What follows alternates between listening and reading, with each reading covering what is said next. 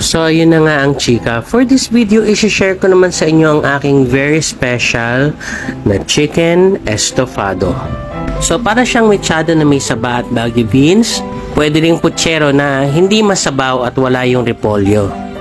So, first, ipan fry natin yung saba at Baguio beans.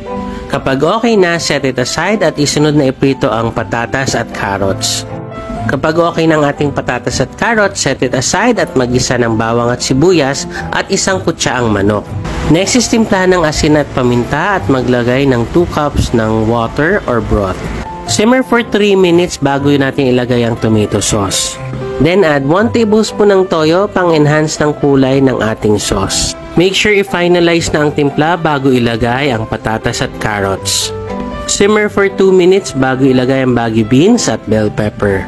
Patayin ng apoy, takpan for a minute bago i-serve and we're done. Presenting my very special na chicken estofado. And that's it. I hope nagustuhan nyo ang aking video for today. Thank you for watching. See you on my next recipe. Kain po!